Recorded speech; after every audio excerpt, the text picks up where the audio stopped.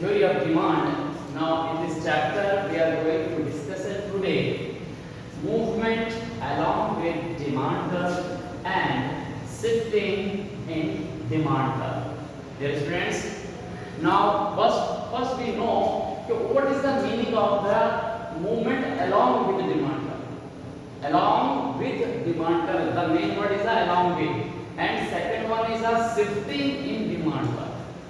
तो ये जो शिफ्टिंग और जो along with डिमांड कर रहे हैं, इन दोनों में क्या डिफरेंस है? What the difference? तो फर्स्ट हमें ये जो मूवमेंट है along with डिमांड कर और जो दूसरा शिफ्टिंग इन डिमांड कर, इन दोनों का डिफरेंस समझना होगा कि व्हाट इज द डिफरेंस. तो now we come to the first movement along with the demand curve. Movement along demand curve. ये जो डिमांड कर्व है, अगर हम मूवमेंट की बात करते हैं तो मूवमेंट में और शिफ्टिंग में, इन दोनों में आपको पहले डिफरेंस पता होना चाहिए. तो नाउ कम टू मूवमेंट. तो मूवमेंट का मींस है कि एक कोई भी ऑब्जेक्ट हो, कोई पर्सन हो, वो केवल एक जगह से दूसरी जगह जा रहा है, बट जो उसका जो सरफेस है वो चेंज नहीं हो रहा है. मीन के अगर हम किसी को मूव करते एक जगह से दूसरी जगह हम लगाते हैं, और लेकिन जो प्लेस है उसका, जो उसका सरफेस है, वो सरफेस चेंज नहीं हो रहा. जैसे हम मान लीजिए कि अभी हम इस क्लास की बात करें, अभी एक स्टूडेंट फर्स्ट सीट पर बैठा है, उसको हम उठाकर सेकंड सीट पर बैठा दें, सेकंड से हम थर्ड सीट पर बैठा दें, तो ये क्या है? ये मूवमेंट है. केवल हमारा क्या हो रहा है? मूव हो रहा है. आप समझ रहे हैं? मूवमेंट, इसी को हम बोल देते हैं मूवमेंट. अगर हमारे पास कोई भी इस तरह का चेंजेस, जगह में जो हमारे पास चेंज है वो केवल इस तरह से है कि जो प्लेस है आपका वो वही है, सरफेस वही है, और केवल हम क्या कर रहे हैं? उसे हटाकर एक जगह से दूसरी जगह रख रहे हैं.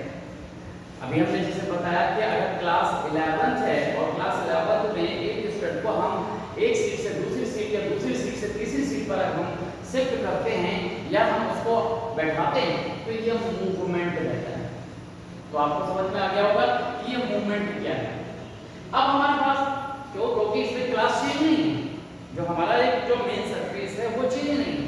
कि अगर हम क्लास 11 की बात कर रहे हैं तो क्लास 11 को हमने चेंज नहीं किया, बस केवल क्या है कि जो स्टूडेंट है उस स्टूडेंट के जगह को चेंज किया. तो जो फर्स्ट सीट पर था और वो सेकंड सीट पे, थर्ड सीट पे, but the classroom not change. Classroom जो है वो चेंज नहीं हुआ है, तो इसे हम बोल देते हैं मूवमेंट. अब दूसरा जो हमारे पास आता है, जैसे हम बोलते हैं शिफ्टिंग, कि ये जो शिफ्टिंग है ये क्या है?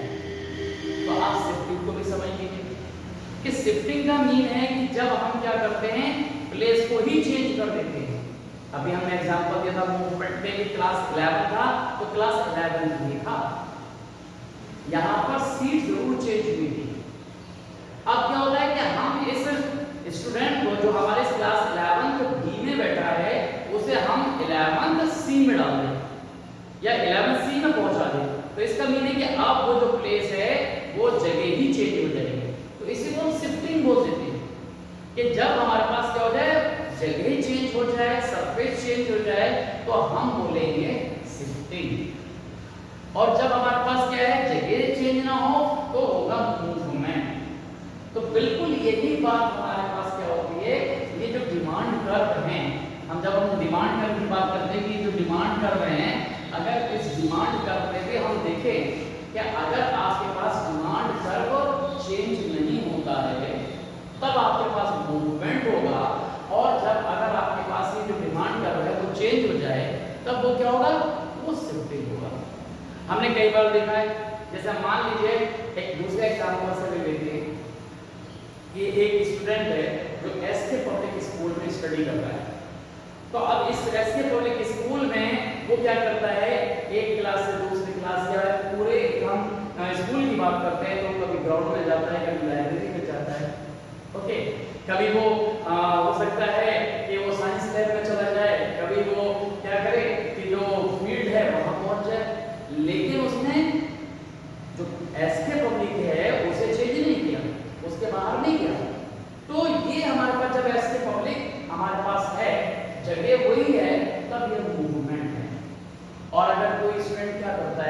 कि वो अब क्या करे, यहाँ से एस के पब्लिक में जो स्टडी कर रहा था वो हटकर कहाँ पहुंच जाए, किसी दूसरे स्कूल में पहुंच जाए, तब वो हमारे पास क्या होगा, उसने स्कूल ही चेंज कर दिया, तो वो शिफ्टिंग हो जाएगी। हम कई बार कहते हैं, अभी हम एक थोड़े से एग्जाम्पल को और बढ़ा लेते हैं। अगर कोई व्यक्ति मान लीजिए कि मझोला में रह रहा है, तो मझोला में वो क्या हो सकता है कि स्ट्रीट 1 में यानी एक गली में हो या दूसरी गली में हो, तीसरी गली में हो, लेकिन उसका एड्रेस चेंज नहीं, मझोला है, तो वो मझोला में कहीं पर भी जाए, कहीं पर भी सामान जो है वो खरीदे, किसी भी शॉप से खरीदे, लेकिन अगर मझोला है तो मूवमेंट है, उसका जो पोजीशन है वो चेंज हो सकती है। वो ये हो सकता है कि वो एक जो पहली दुकान थी वहां से सामान परचेस ना कर वो दूसरी तीसरी से करे, लेकिन उसने वो मझोला से किया, तो ये मझोला सेम है, तो मूवमेंट है। अब अगर एक व्यक्ति क्या करता है, मझोला से अपना मकान को बेचकर क्या करे, खटीमा चला जाए, तो ये जो खटीमा उसने चेंज किया, तो ये आपके पास शिफ्टिंग, तो इसे हम शिफ्टिंग बोल देते हैं। तो जब आपके पास प्लेस चेंज हो जाए तो वो शिफ्टिंग है, और प्लेस चेंज ना हो तो मूवमेंट है। अगर हम इसको डिमांड कर्व की बेस पर देखें, तो डिमांड कर्व की बेस पर देखिए कि आपके पास क्या है, ये है डिमांड। एक हम ये डायग्राम से इसको समझ लेते हैं कि ये डिमांड है, यहाँ पर एक्सेस है, और डिमांड कर्व हमारे पास ये डिमांड कर रहा है, हम केवल यहाँ पर डिमांड कर्व की बात करते हैं। ये आपने होगी क्वांटिटी और ये प्राइस को लेकर हम बात कर रहे हैं। तो अगर हम बात करें इसकी कि एक पर्सन अभी मान लीजिए कि वो यहाँ है, ये ए कंडीशन पर है, ओके, ये इस कंडीशन पर है, और अब ये पर्सन यहाँ से क्या करे, अपनी पोजीशन को चेंज करके यहाँ आ जाए, ये बी पर आ जाए, तो ये हमारे पास क्या हो जाएगा, इस तरह से अगर हम बात करें तो अगर ये बी पर पहुंच जाता है लाइक दिस, तो ये हमारे पास क्या होगा, ये इस तरह से हम अगर यहाँ देखें तो ये हमारे पास क्या हो जाएगा, इसे हम बोल देते हैं मूवमेंट। ये हमारे पास मूवमेंट है। देखिए इस कंडीशन पर, ये कंडीशन में वो यहाँ था, और यहाँ से अब वो क्या हो रहा है, यहाँ से बी पर जा रहा है, तो देखिए ये जो डिमांड कर रहे हैं, बी की जो डिमांड कर रहे हैं, ये चेंज नहीं हो रहा है। अगर ये चेंज नहीं हो रहा है तो ये मूवमेंट है, ओके। और अगर ये कर्व चेंज हो जाए, तो जैसे हम यहाँ शिफ्टिंग की बात करें, अगर हम यहाँ शिफ्टिंग को देखें तो ये शिफ्टिंग हमारे पास क्या होगा, इस तरह से हो जाएगा लाइक दिस, कि ये कर्व हमने यहाँ पर यहाँ बनाया, ये देखिए लाइक दिस, तो ये अगर डिमांड कर्व हमारे पास, पहले ये डिमांड कर्व, ये मान लीजिए ये डी हमारे पास एक डिमांड कर्व है, और ये पर्सन जो है वो इस तरह से परचेजिंग कर रहा है। मान लीजिए आपके पास पी और ये क्यू कंडीशन है उसकी, ये क्वांटिटी हमारे पास रहती है like this, and this the price, okay. तो ये जो हमारे पास प्राइस है, इसके बेस पर लिख रहा है, ये हमारे पास कंडीशन क्या है, ए की कंडीशन है, ओके। अब ये जो पर्सन है जो हमारे पास डिमांड कर्व डीडी यूज कर रहा है, अब ये डिमांड कर्व ही क्या हो जाए, चेंज हो जाए, माने कि इस डिमांड कर्व से उठकर ये डिमांड कर्व हो जाए लाइक दिस। अब हमारे पास क्या हो जाए, D1 और ये D1 है। अब ये कंडीशन हमारे पास क्या हो जाए लाइक दिस, इस तरह की कंडीशन हो जाए कि ये हमारे पास ये कंडीशन आ जाए। अब ये B जो है हमारे पास ये होगी, तो ये पर्सन ने क्या किया, ये डिमांड कर्व को चेंज कर दिया। तो जब डिमांड कर्व चेंज हो जाएगा तो ये शिफ्टिंग में आपके पास आ जाता है। और अगर हम बात करते हैं किसकी कि डिमांड कर्व नहीं चेंज होता, ये ए से यहाँ पर बी पे आ जाता है, तब तो हमारे पास क्या हो जाएगा, ये मूवमेंट हो जाएगा। तो मूवमेंट में जो चेंज है वो किसमें होगा, केवल इस पॉइंट में हमारे पास चेंज है, लेकिन जो कर्व है वो कर्व सेम है, कर्व में कोई चेंज नहीं है। तो if the curve is not change, it mean the movement along with demand curve means उसी डिमांड कर्व के अंदर वो कभी यहाँ है तो कभी यहाँ है। और यही चीज अगर हम यहाँ देखें शिफ्टिंग में तो वो कभी यहाँ, तो इसके यहाँ पर डिमांड कर्व डीडी है, और अगर हम डी पर करते हैं तो इसका डिमांड कर्व क्या है, D1, तो यहाँ डिमांड कर्व भी चेंज हो गया। तो इस तरह से हम डिफरेंस देखते हैं कि मूवमेंट में और शिफ्टिंग में। तो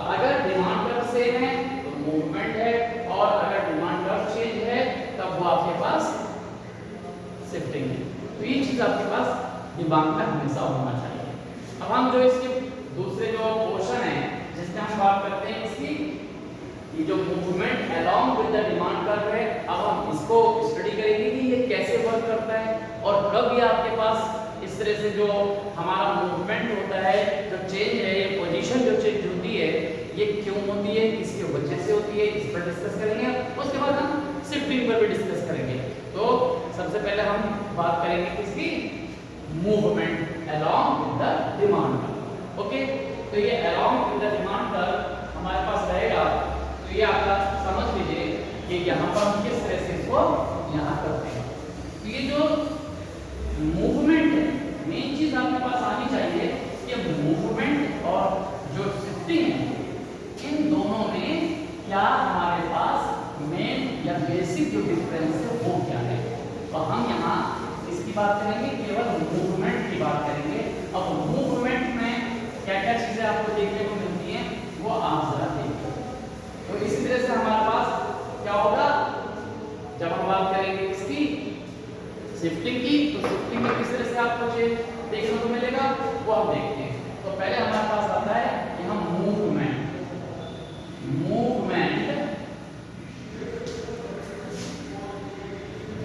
along are demand curve. Student सी जो हमारे पास मूवमेंट है इसके भी दो पार्ट, तो दो पार्ट कौन कौन से होते हैं, इसमें एक जो हमारे पास रहता है इसे हम बोल देते हैं एक्सटेंशन। ये क्या होता है, एक्सटेंशन, ये एक्सटेंशन कहलाता है। और जो दूसरा हमारे पास पोर्शन होता है इसे हम बोलते हैं कॉन्ट्रैक्शन। ये हमारे पास हो जाएगा कॉन्ट्रैक्शन।